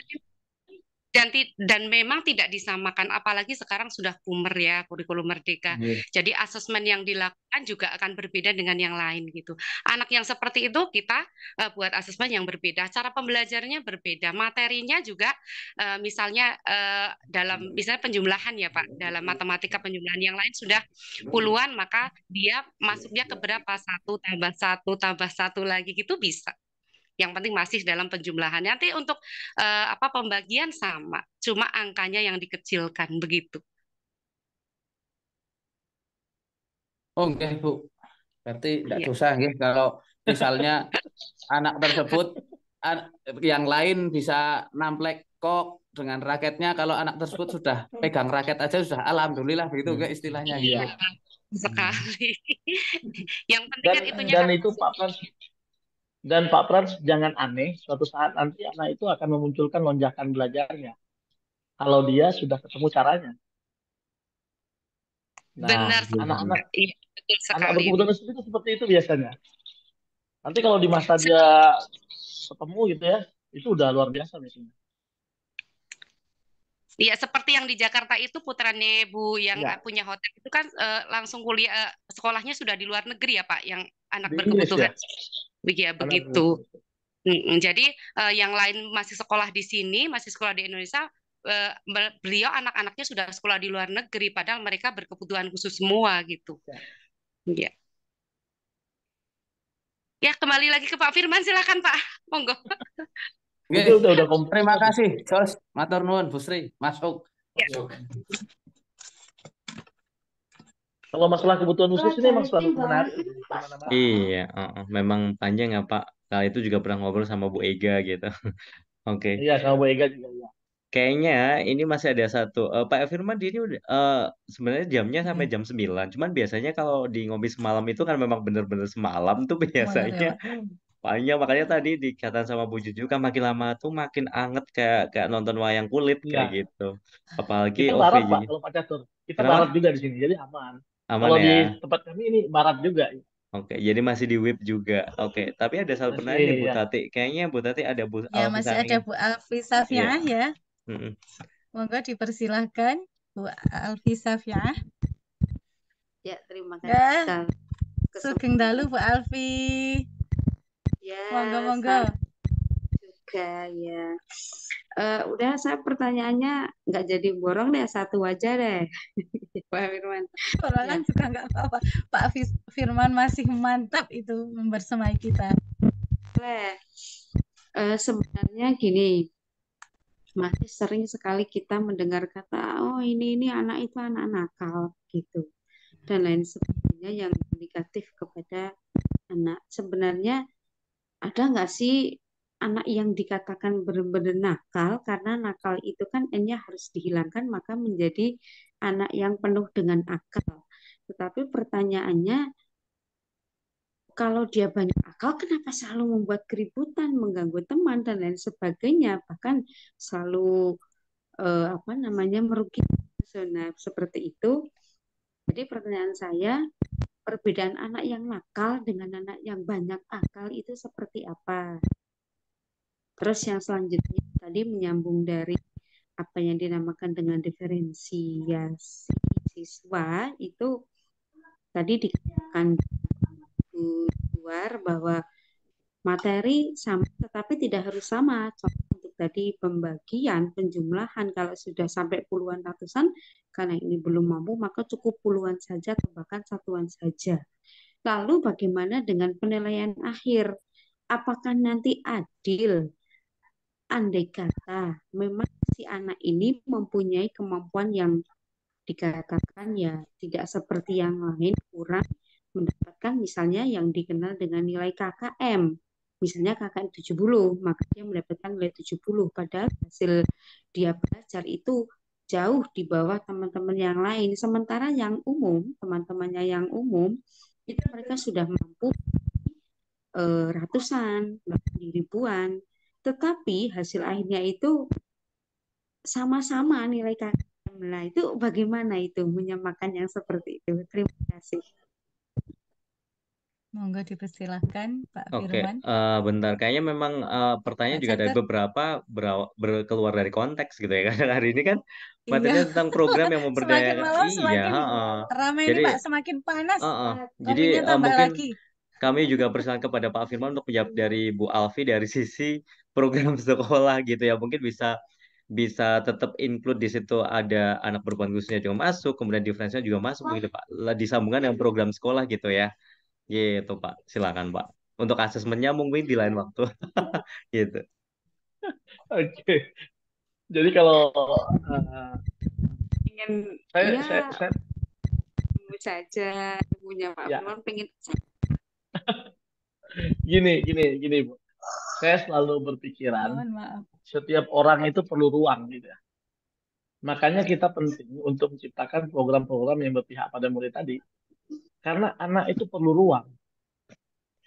Sama kayak guru gitu ya. Guru kadang itu kalau ikut latihan, ikut workshop, dia nggak tertarik gitu ya. Tapi kalau tiba-tiba ada expo atau ada pameran tentang hasil belajar, nanti semangat datangnya tuh. Gitu ya. Nah, anak juga seperti itu. Kadang-kadang anak yang nakal atau anak yang banyak akalnya, kata ibu, mereka membutuhkan ruang, Bu. Ruang itu dalam bentuk apa? Bisa dalam bentuk ekstrakurikuler, atau dalam bentuk misalnya ada kegiatan desain poster di sekolah, atau ada ruang-ruang misalnya menjadikan dia tadi, menjadikan petugas upacara. Kan ada tuh anak yang selama 3 tahun sekolah dia nggak pernah tuh jadi petugas upacara tuh. hanya karena gurunya beranggapan dia itu tidak bisa. Nah, anak itu perlu ruang. Ruangnya apa? Mungkin dia cukup jadi ajudan kali ya, atau sekali-sekali dia jadi, kalau penggerek bendera itu kan mungkin perlu keahlian agak ribet, dia juga malu kan. Jadi tukang baca undang-undang misalnya. Nah, anak itu memerlukan ruang-ruang ini tadi. Saat mereka diberikan ruang, diberikan kepercayaan untuk menampilkan apa yang dia miliki, mudah-mudahan nakal dan akal-akalnya tadi bisa terfasilitasi. Saya dulu pernah ada anak, ibu bisa bayangkan anak itu bawa kotoran sapi ke dalam kelas. Itu luar biasa nakalnya, SMP, Bu. Nah, tapi karena waktu itu salah satu ekstrakurikuler kami itu pramuka yang paling itu gitu, ikut lomba sana sini, jalan sana jalan sini. Nah, anak-anak ini kebetulan suka juga ikut-ikut tuh. Senangnya jalan-jalan awalnya. Ya, tapi akhirnya setelah ikut kegiatan ternyata sikapnya juga ikut berubah. Karena mereka punya ruang untuk mengekspresikan apa yang dia mau, apa yang dia inginkan. Nah, kadang-kadang anak nakal, anak bandel tadi, karena stigmanya kita sudah bandel, nakal, segala macam, program-program di sekolah kita itu juga tidak mengakomodir anak-anak ini. Dalam artian, ada lomba ini, yang terpilih yang pintar, yang udah biasa ngomong sama gurunya, yang dekat sama gurunya. Sehingga anak-anak bandel ini makin hari makin ditinggalkan, makin dibiarkan. Padahal harusnya mereka perlu ruang. Nah, ruang-ruang ini yang diperlukan. Nah, dalam menyusun program sekolah, kalau kami memang, ya kita beri ruang. Kalau ada lomba, jangan hanya anak-anak yang pintar loh. Anak-anak yang punya kreativitas lain juga harus kita siapkan lomba-lombanya di sekolah. Jangan hanya lomba cerdas cermat, lomba kuisis gitu ya. Boleh dong saya sekali lomba apa gitu yang eh, lomba yang sederhana sekalipun, yang mereka bisa terlibat dan dia bisa berperan dalam lomba-lomba itu, dan itu memberikan ruang bagi anak untuk memunculkan kepercayaan dirinya. Mungkin itu, Bu.